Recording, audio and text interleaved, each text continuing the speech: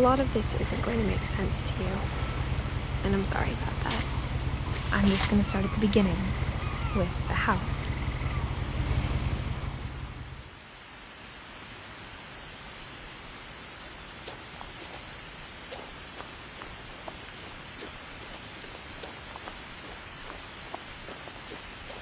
I lived here until I was 11, but I wasn't allowed inside half the rooms.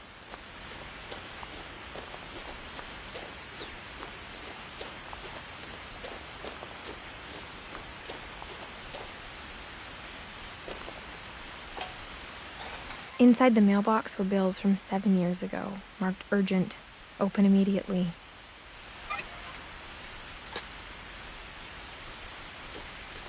I hadn't been back since my brother Lewis's funeral.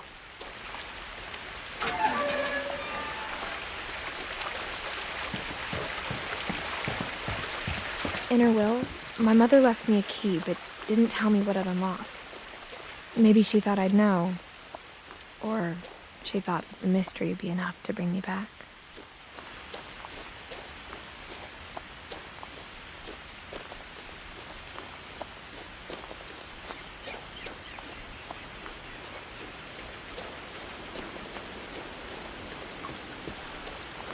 The truth is, even after I inherited the house, I never thought I'd come back to it.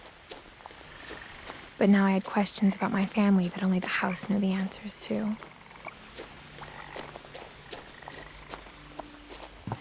The woods around the house have always been uncomfortably silent, as if they're about to say something but never do.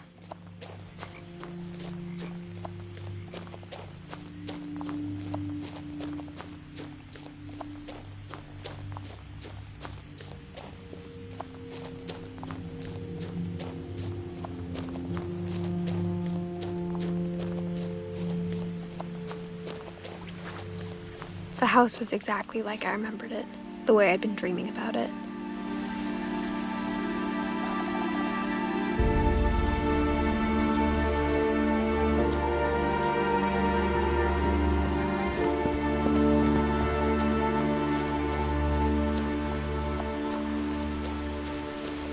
As a child, the house made me uncomfortable in a way I couldn't put into words.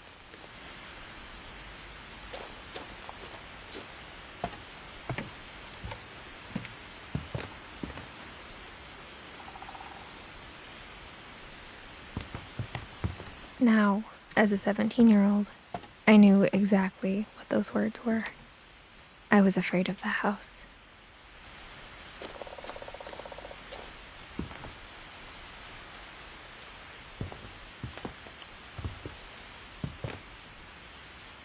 I hoped the key might unlock the front door. It didn't. Looking in, I felt like the house itself had been waiting for me.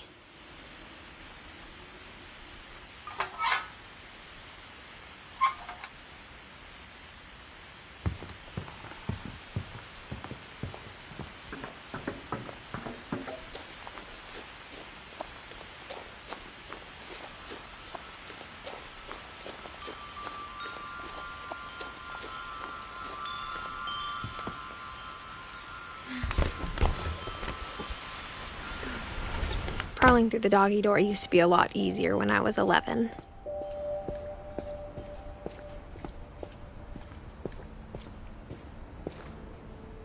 The power had been turned off the night we left. For the first time in years, I felt like I was home.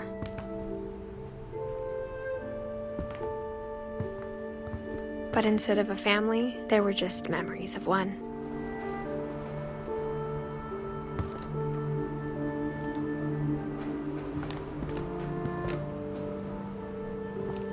Like how only one restaurant would deliver to our house, so we had Chinese a lot. Or how after Lewis started working at the cannery, we all got sick of eating salmon. Except our cat, Molly.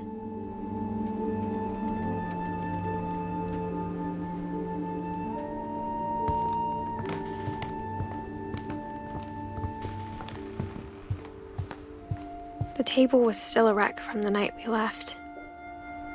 It was like a bomb had gone off, killing everyone but sparing the furniture.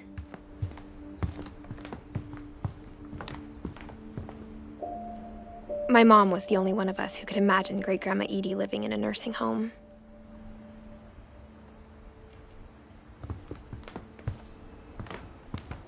Nothing in the house looked abnormal. There was just too much of it, like a smile with too many teeth. Even the fireplace had a story. Edie told me the bricks came from the original house, after it sank.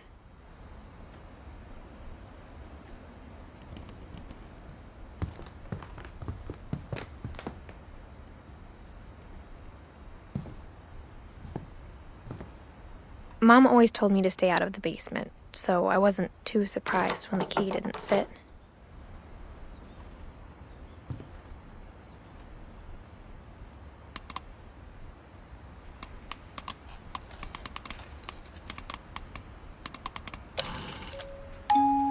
Great-Grandpa Sven built a music box for Barbara, along with the rest of the house.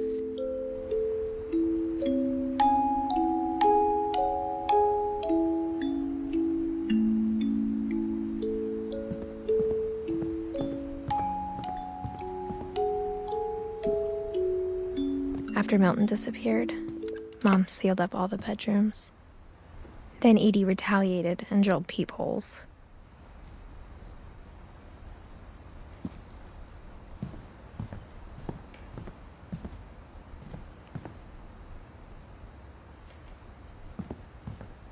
I spent a lot of time playing in Great Uncle Walter's room.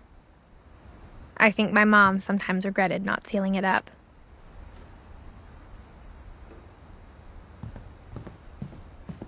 Louis told me there were secret passages, but I never believed him.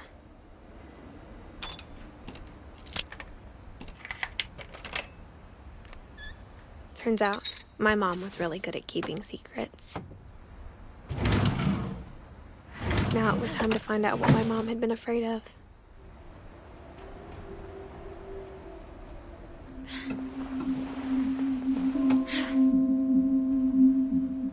Reading this, maybe it sounds like I had a plan. But I had no idea what was behind that door.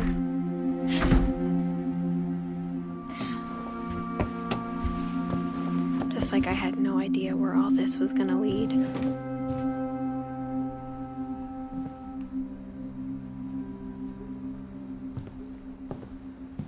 I grew up looking at Molly's room through the peephole.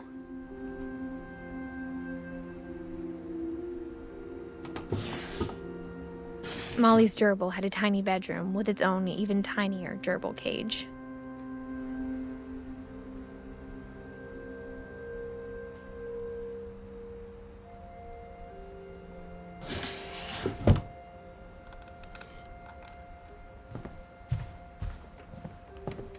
I got the sense Edie had spent a lot of time here.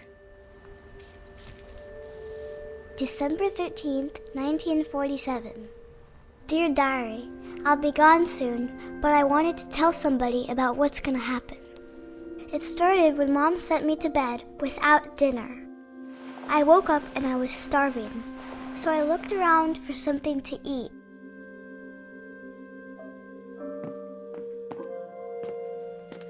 The gerbil food was dry, but I didn't mind it.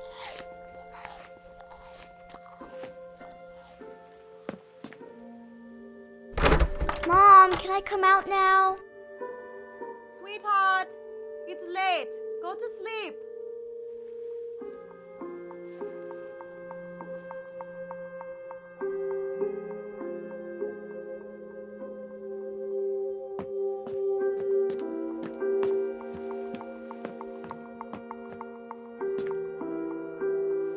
I thought about eating Christopher, but I held back.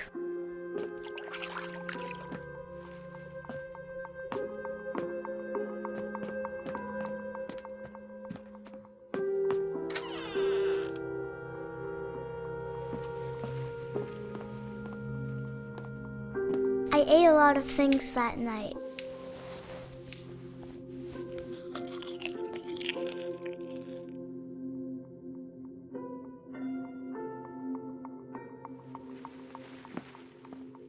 I kept eating and eating.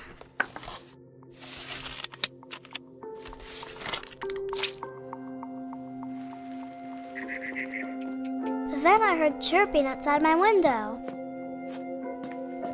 It was a barn swallow going back to her nest. I reached out for her.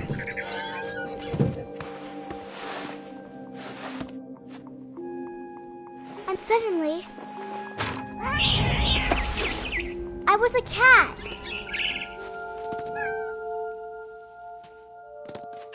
I tried to be quiet, but the bird was really scared.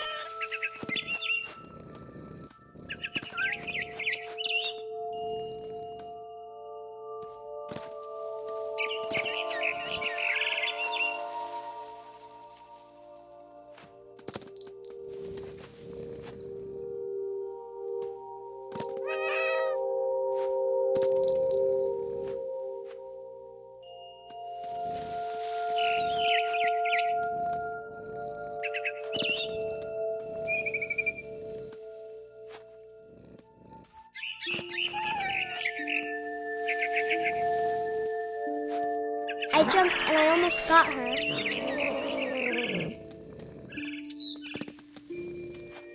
I could tell she was getting really tired. Now I was up in the big tree. I promised Dad I wouldn't climb it anymore. All I cared about was eating that mama bird.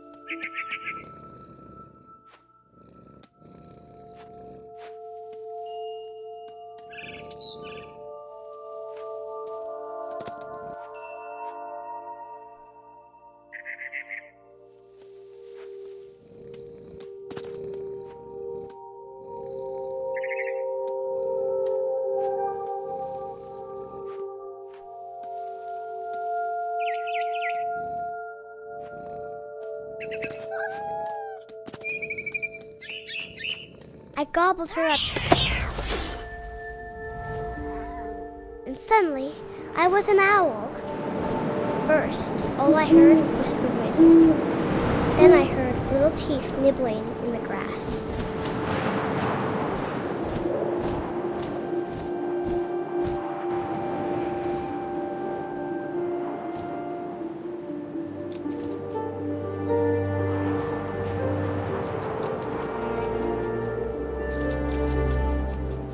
Rabbits.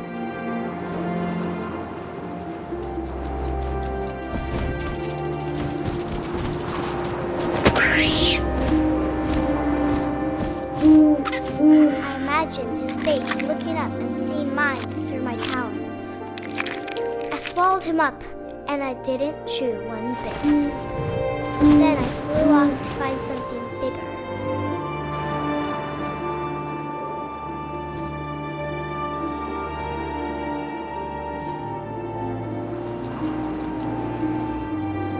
A mama rabbit.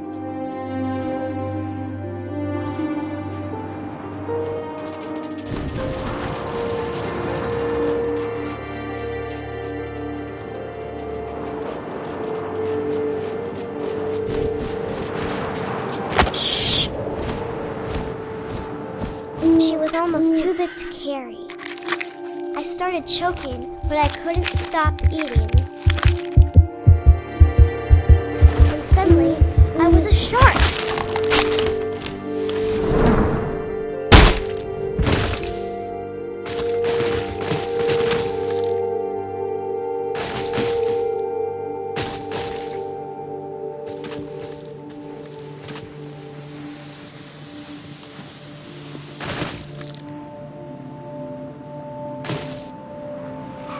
I rolled off a cliff and into the ocean. Now, I was hungrier than ever.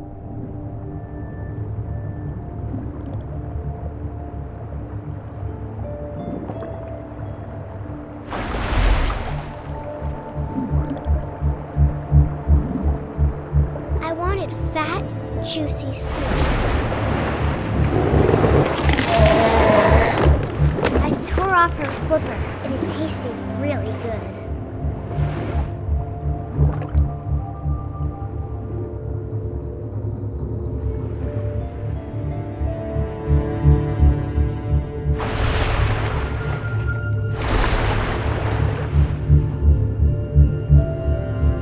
I grabbed on tight.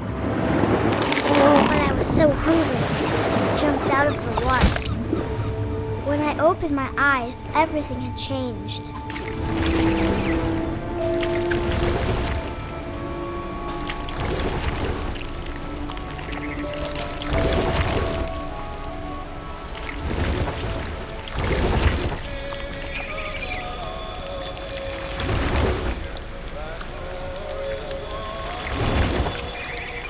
Now I was a monster, and I smelled people everywhere.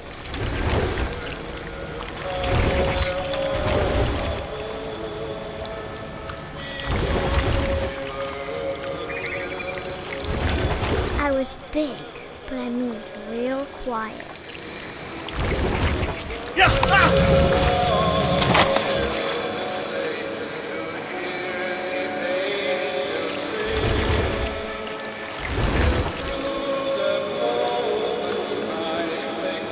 I wanted to stop, but also I didn't.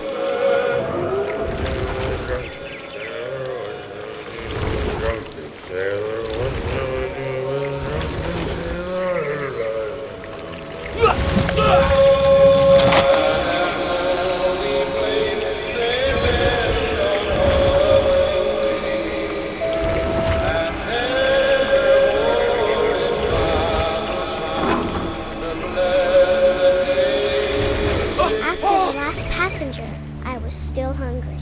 And across the water, I smelled something new. Something I had to have, so I swam towards it.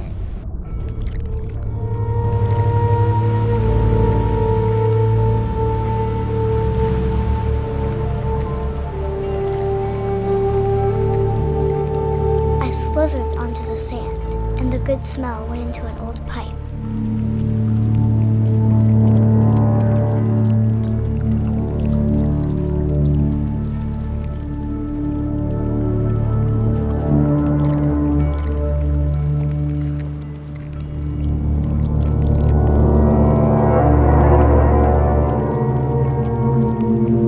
Closer and closer.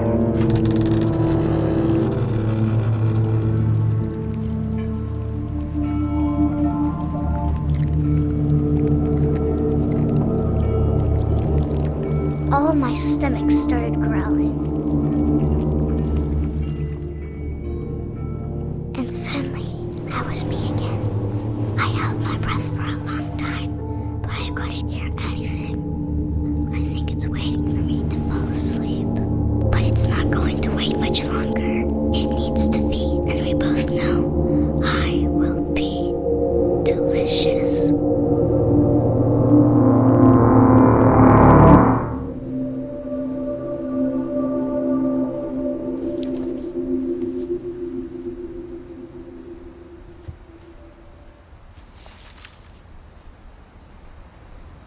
I'm not sure if I believed all of that, but I'm sure Edie would have.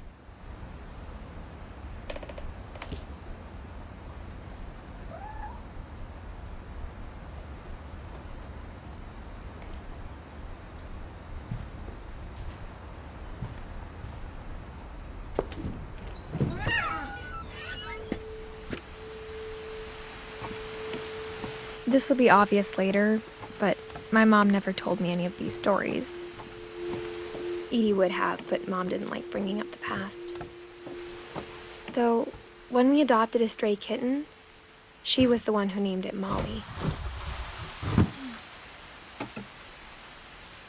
I spent a lot of time in Great-Grandma Edie's room.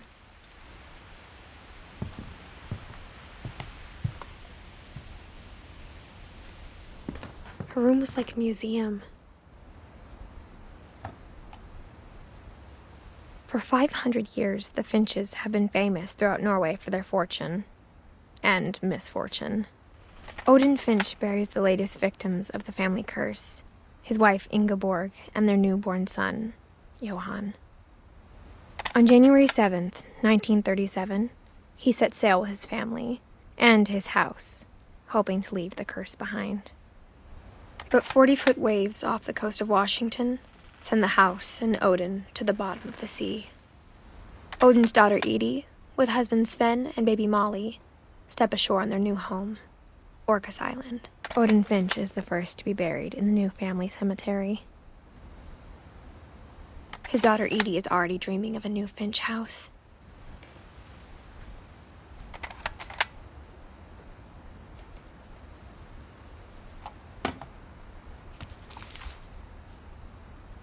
Whatever's wrong with this family, it goes back a long ways.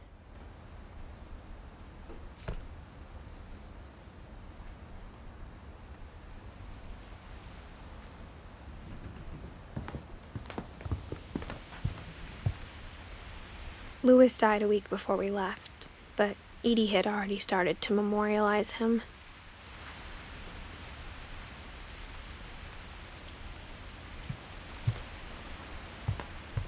When Edie told people Sven was killed by a dragon, she could also have said he was building a dragon-shaped slide that collapsed. She could have, but she didn't. Even in her 90s, sometimes Edie seemed a lot younger than my mother.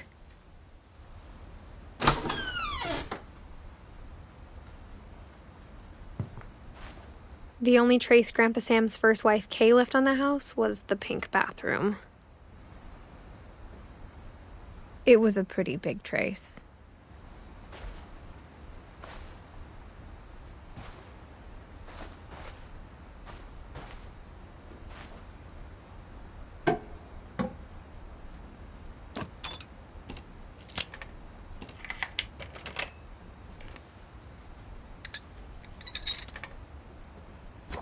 There's a secret in this bathroom. It's in the last place you would look. It isn't in the cupboard. It's hidden in this book.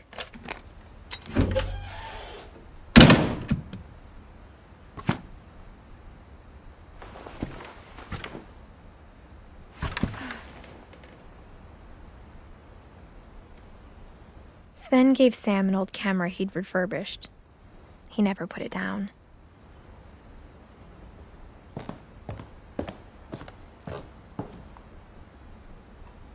From the paintings on the wall, it was clear my brother Milton had been here before me.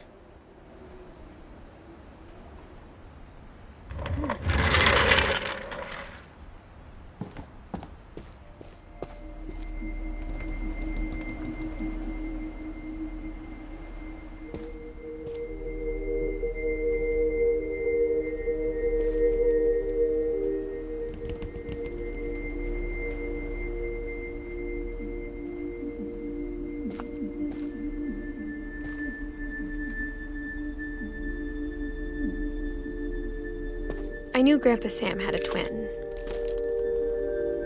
and that he never talked about him. I guess my grandpa didn't like history any more than my mom did.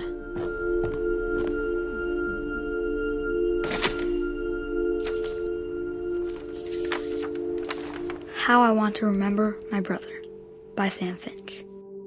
The thing I remember is that when he made up his mind, that was it.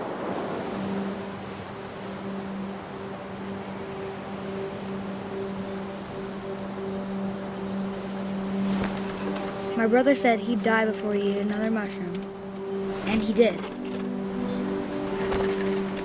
At Barbara's funeral, we swore we'd never be afraid again, and he wasn't. I think Calvin always wanted to fly.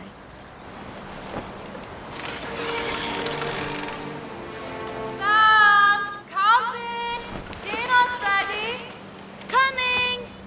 But that day, he finally made up his mind to do it.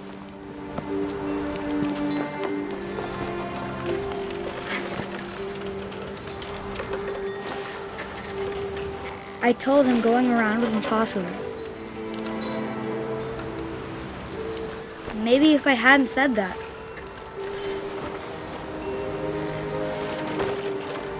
Calvin! I'm not gonna tell you again!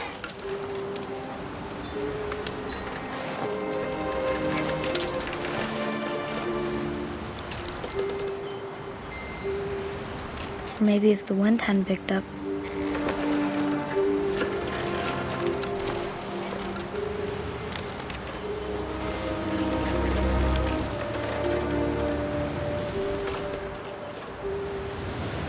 Then maybe he'd still be here. But I doubt it. I think he'd already made up his mind. That's what I want to remember about my brother.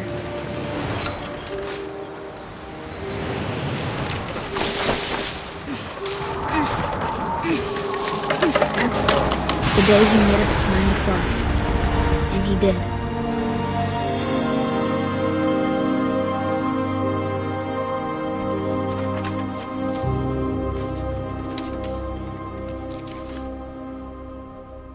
Calvin's story felt strangely familiar. When I was younger, I remember trying to do the exact same thing.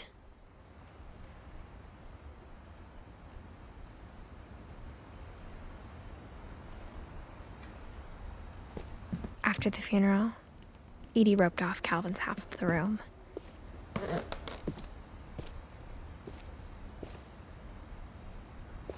Mom said Grandpa Sam enlisted at 18 and never set foot in the room again.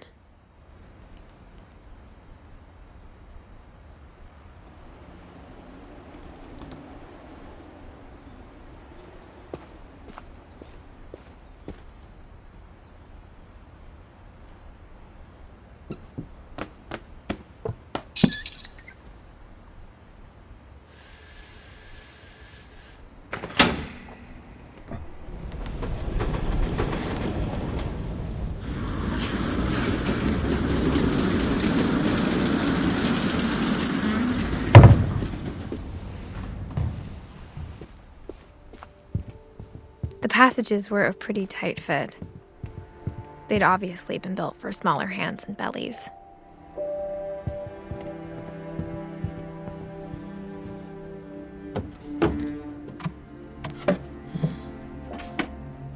Growing up, I always thought of Barbara as a child star.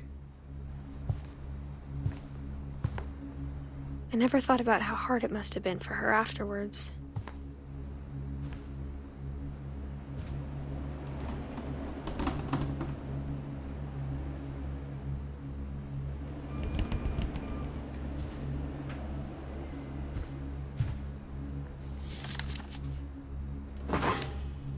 Of all the stories people wrote about Barbara's death, I'm surprised Edie saved this one.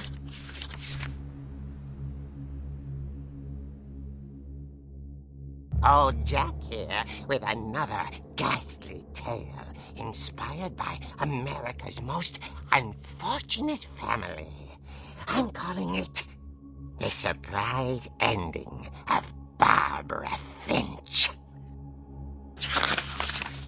As a child star, Barbara was famous for her scream. Now at 16, she was all washed up, a has-been. But in a lucky break, she'd been asked to perform her signature scream at a local convention for monster movie fans. It was just the boost her career needed. Unfortunately, her scream hadn't aged well. Getting better. I think you just need the right motivation. Her biggest fan and current boyfriend, Rick, was about to demonstrate when... Now that was a great scream. It was Barbara's father, Sven. He'd slipped into a table saw and had to be rushed to the emergency room. So Barbara got stuck babysitting her youngest brother, Walter. Her convention comeback was canceled. Okay, I'm hearing frustration, but I'm not hearing terror. What if I tried... A gang of hoodlums in Halloween masks have been terrorizing Orcas Island tonight. Police are urging residents to... That came from the basement. You're right! Also, I loved your delivery on that. Why is your basement door locked? Because my dad likes making puzzles and secret passages. There's a key hidden in the music box. The secret is to keep winding and winding until finally the key pops out. Thanks, babe. I'll be back in a sec. 20 minutes later, Rick hadn't returned. So Barbara went to look for him, right on cue. She reached for the music box. And as she wound the key, she listened for Rick, but the house was silent.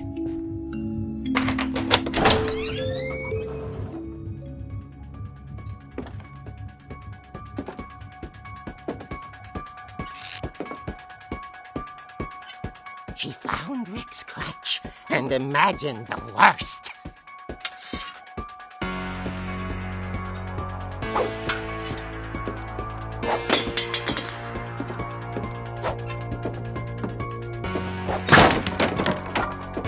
The gang's leader is the infamous Hookman killer, Dr. Carl Hamill, who impaled and then ate his family 10 years ago tonight.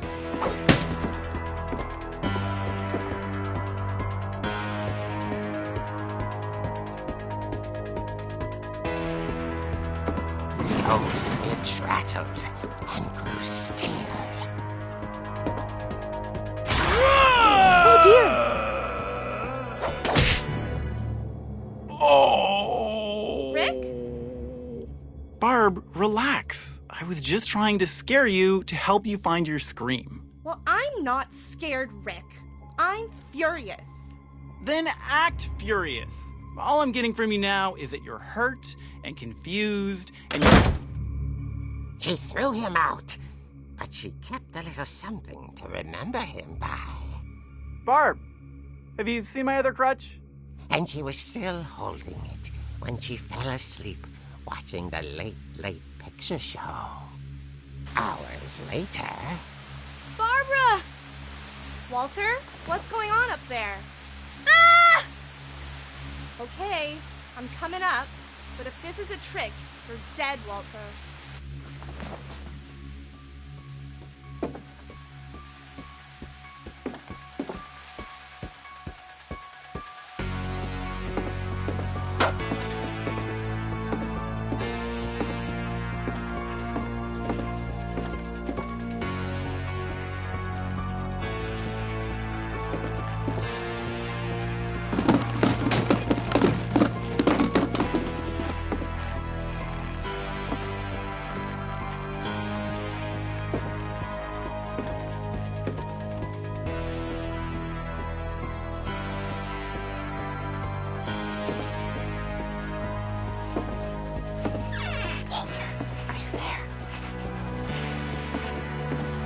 Walter had vanished, but his bedside radio was still on.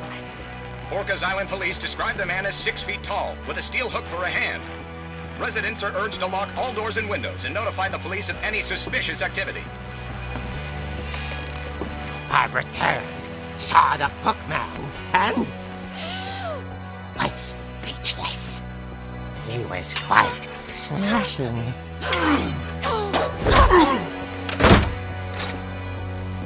And young he was. He couldn't get enough of Barbara. Okay, Barbara, there's gotta be another way out of here.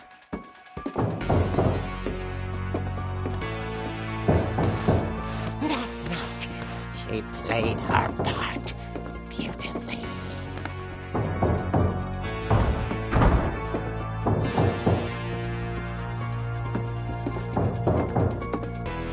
Molly's door hadn't been opened in years. The hinges groaned.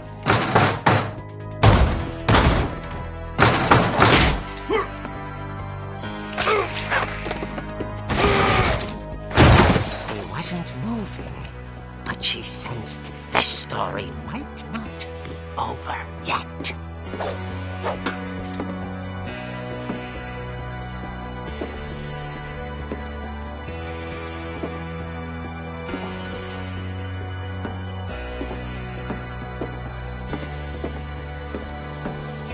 The hookman had vanished.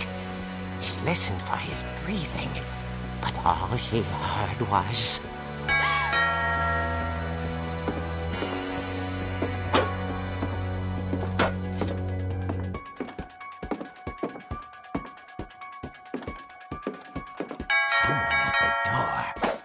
dying to speak to young Barbara. At the door, she heard whispering. It was coming from inside the house.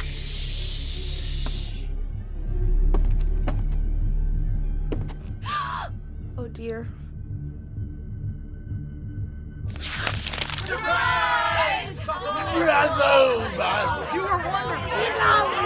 The monsters had come to surprise her. For Barbara, it was a dream come true. Then she saw what kind of monsters they were, and she realized what was about to happen.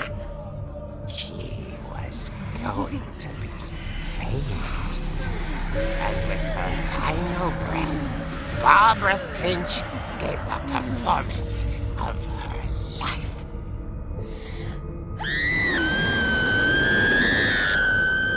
I wasn't there myself, but I hear Barbara was magnificent.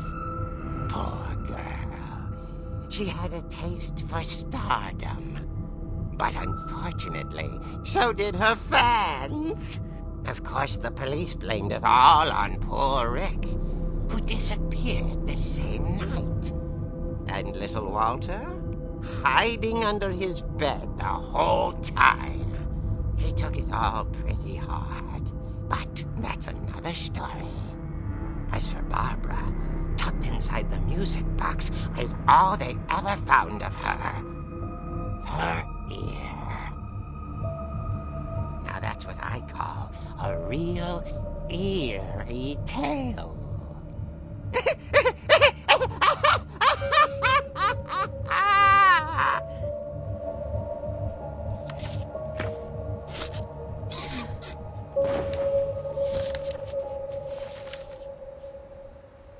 Edie told me all Barbara wanted was to be remembered, as absurd as that comic was. Maybe what Edie saw was a happy ending.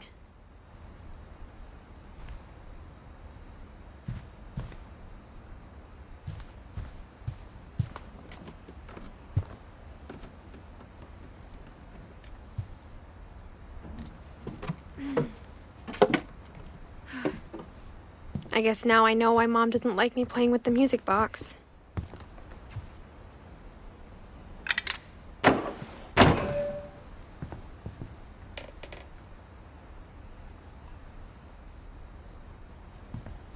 Edie's father, Odin, built the original house.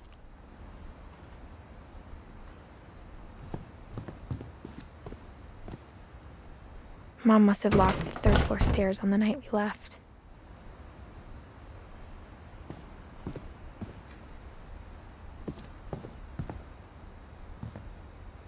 Whenever people ask me about my family, the first thing they always want to know about is Barbara.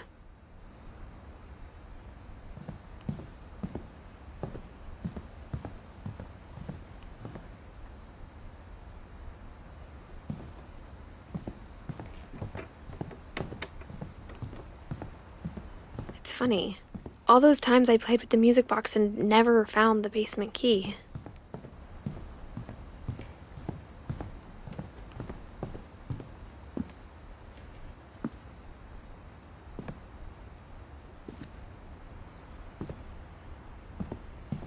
A lot of things got left behind in the whirlwind of that last night.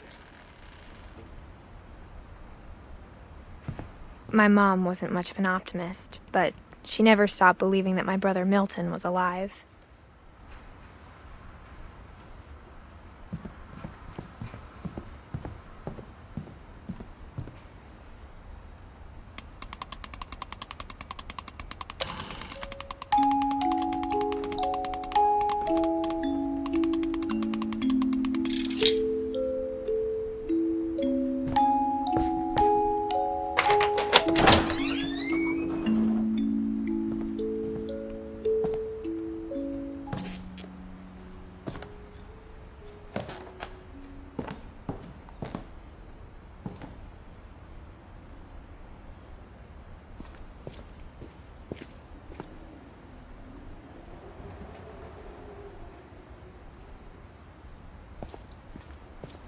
Mom said the basement was off limits.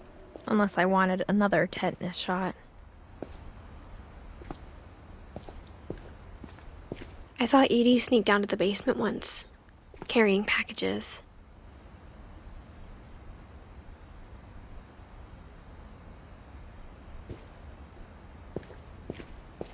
I thought maybe she was hiding presents.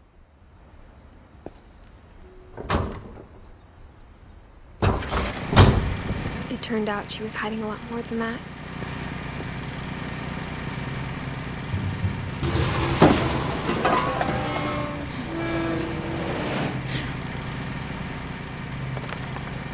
I remember asking Mom once about where Walter had gone. She said after Barbara died, he got as far away as he could. If there's a pattern in all these stories, I think it's that none of us has gotten very far.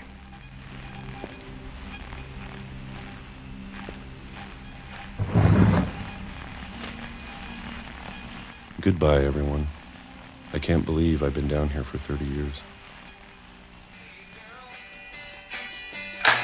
On that first day, after the shaking started, I didn't think I'd survive a week.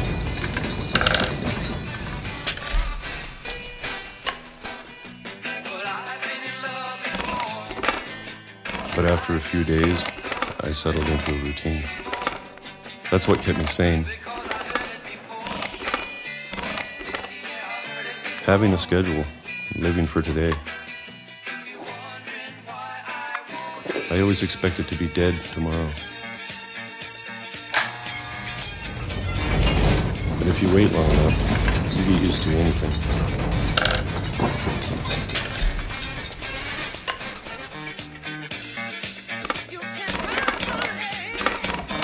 Even a monster on the other side of the door starts to feel normal. Almost friendly.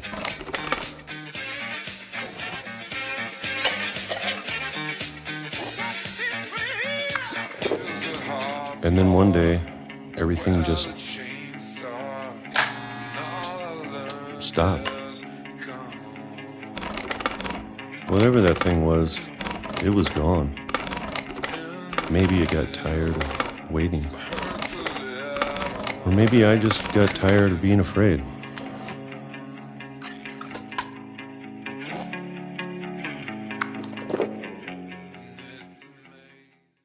It's been a week now, the longest in 30 years. I'm done waiting. I have to leave while I still can.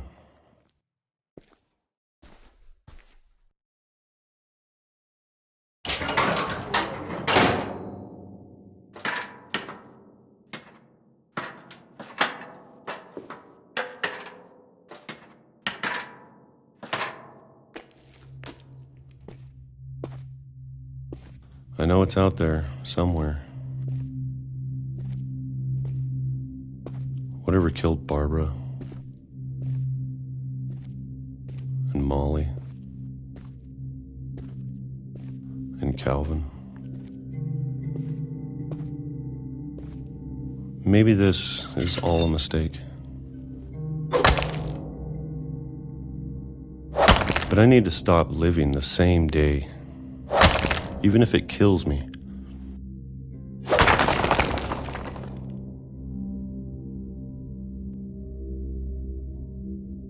Whatever's out there, I want you to know I'm ready for it. I'm going to appreciate all of it, especially the food. I don't mind if I only have a year left, or a month, or a single week. I'd be happy with one new day. I can already imagine the sun on my face.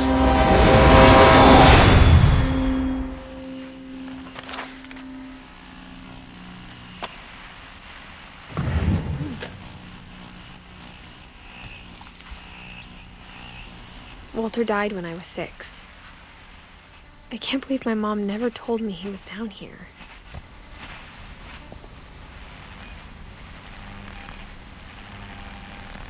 I'm sure my mom was trying to protect me.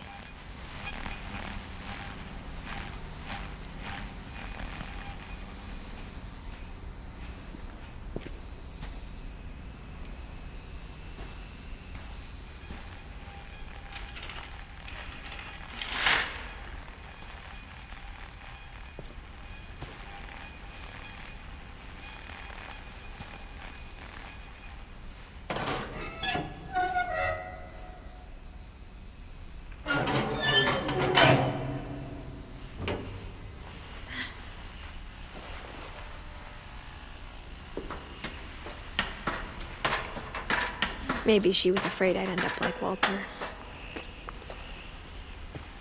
But if she never told me about an uncle under the house, I can only imagine what else she was hiding. I don't want to make the same mistakes she made, trying to bury something that's still alive. Now that there's only one of us left, or maybe two, I thought it was time I heard the stories for myself and found out what happened to everyone else. But now I'm worried the stories themselves might be the problem. Maybe we believed so much in a family curse, we made it real.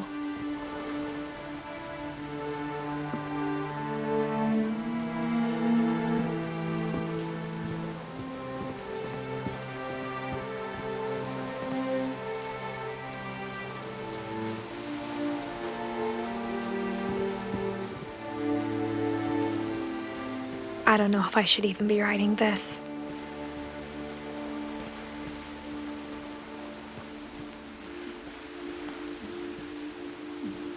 Maybe it'd be better if all this just died with me.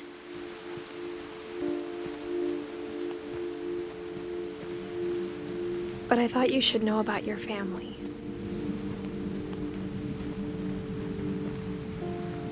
And the history you're a part of.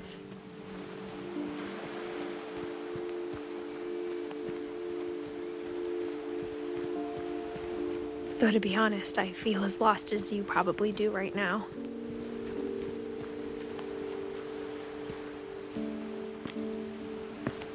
I think the people in these stories believed them, for what that's worth.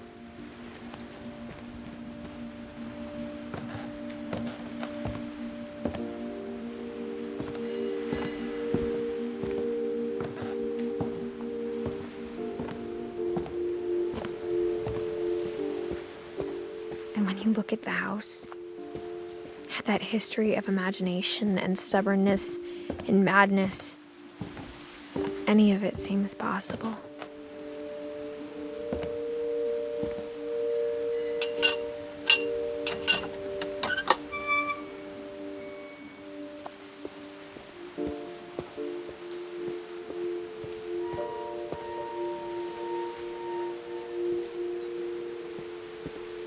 I think we've been surrounded by death for so long, we've just gotten used to it.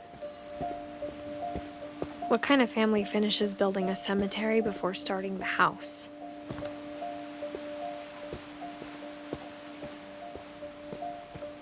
It's embarrassing for me to admit this, but the pet cemetery made me more uncomfortable than the human one. 3 of the gerbils were mine, and 2 had been my fault.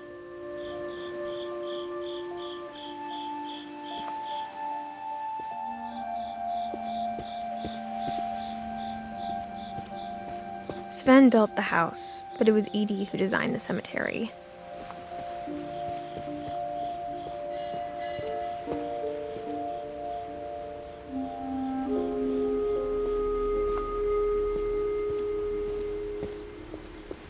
I'm sure Odin's monument had been Edie's idea.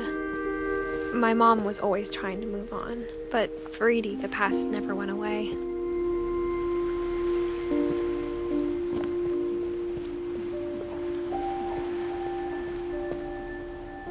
She could see it poking out of the water at low tide.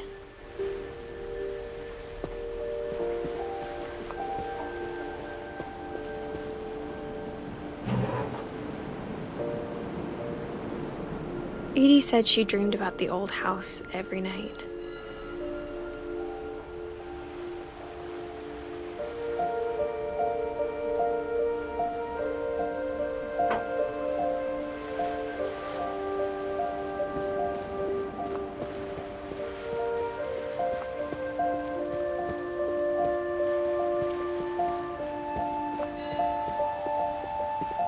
Edie's side was always easier for me to understand.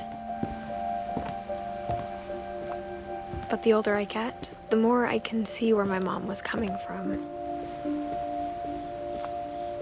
Her dad had been pretty strict, but it wasn't enough to save her brothers. She was just trying to do better.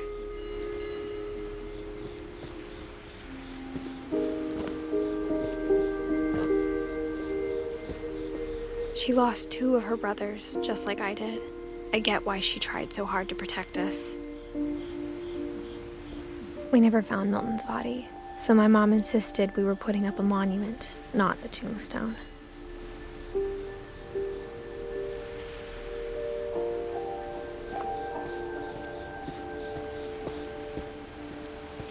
There's so many things I wish I could ask my mom now.